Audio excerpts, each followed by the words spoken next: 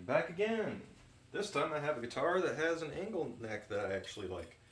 Much better playing position, much better playing ability. Very happy with how it ended up being. Getting there was a bit of a challenge.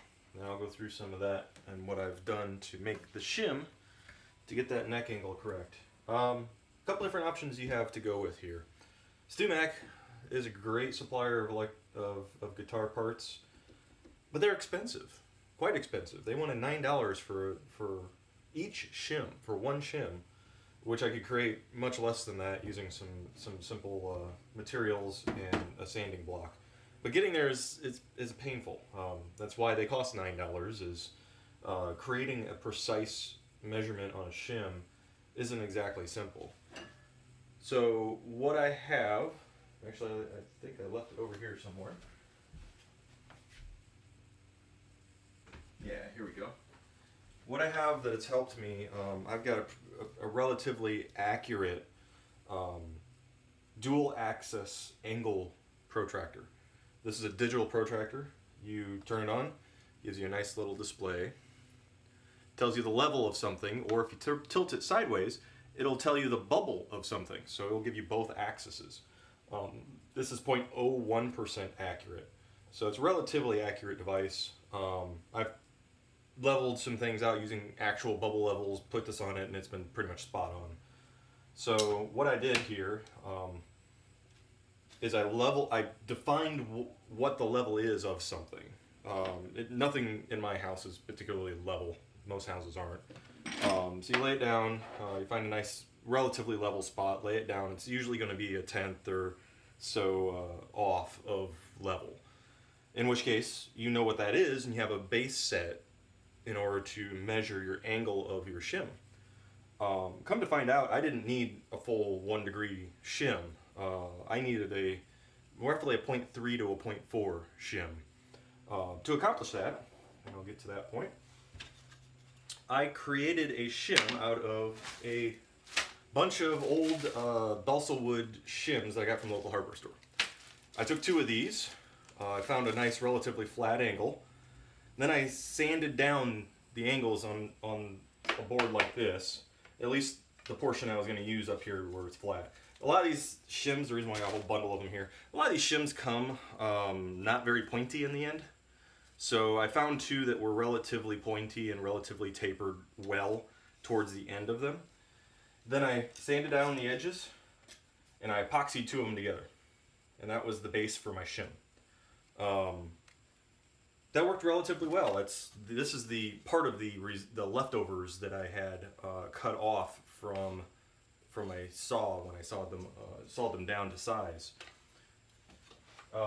Simple note, most epoxies will not stick to plastics that are smooth. For instance, plastic baggies. Take a plastic baggie. If you have take a big plastic baggie, maybe a Ziploc that's larger. If you have something larger you're working on, use that as the surface you're gluing on top of the epoxy. It won't stick to this. It'll peel right off of it, which is great.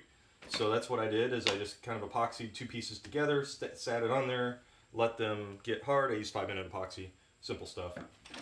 If you want to clamp it, you can. I've found that clamping can sometimes bow the shims in certain spots, so clamp lightly if you do choose to do that. If you have a wood vise, I would prefer that versus something like this. This is very challenging to work with. Use something that's flat, that has a flat surface that you can then work with, because these little ends right here on these clamps wobble, and getting something that thin to set in there is not going to be easy. So get yourself a good, decent wood vise. From there, once they were glued together, I sanded down using this simple method. This is a piece of 150 grit sandpaper glued to a simple piece of wood. So all I did was I took some of this contact adhesive, high strength 90 3M contact adhesive. I love this stuff. This stuff is amazing. I use it for all kinds of things. This is effectively rubber cement that you spray on things. People use it for headliner in cars. It's just incredibly useful stuff for all kinds of things. But what I did is I sprayed this on the back side of a piece of sandpaper, and then I waited for it to dry. You have to wait for it to dry when you're using this stuff. If you put it on wet, it'll stay wet, and then you have problems. But wait for it to dry down a little bit and become tacky. Then you just take it and you plop it back down on a piece of wood. I used a piece of particle board, OSB board, so stuck it down on there, and that's my sanding surface, my flat sanding surface. From there, I sanded down the end of the shim and got a nice, good, flat taper. I used a pair of calipers. These are just some plastic, cheap calipers I got from Harbor Freight.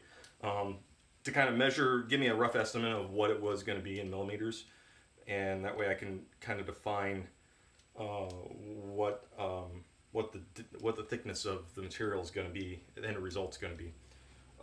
I started off way too thick. I started off at 2 millimeters, and that was just way too much of a taper. I finally got it down to about a millimeter, which I thought was going to be roughly where I needed it to be. Got it all together, cut it to size.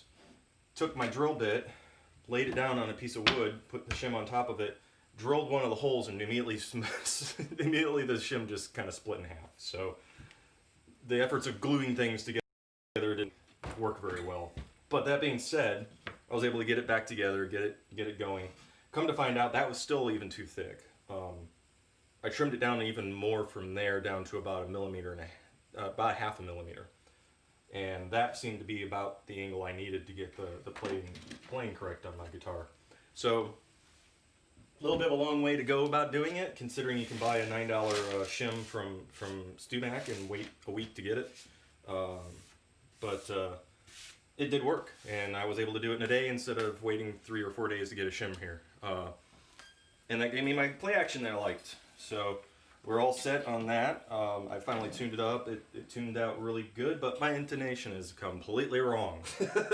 It's off by about half a note on several of the strings. So next task is to intonate and get this thing in a tunable, playable condition.